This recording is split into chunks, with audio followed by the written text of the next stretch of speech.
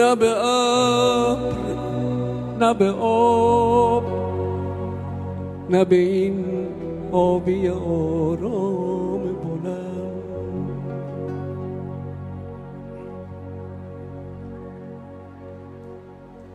من مناجات درختان را هنگام سحر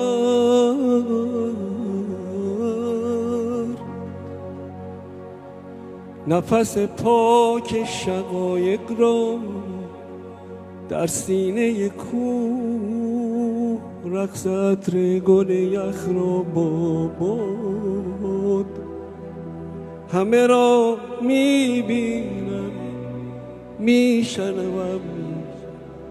من به این جمله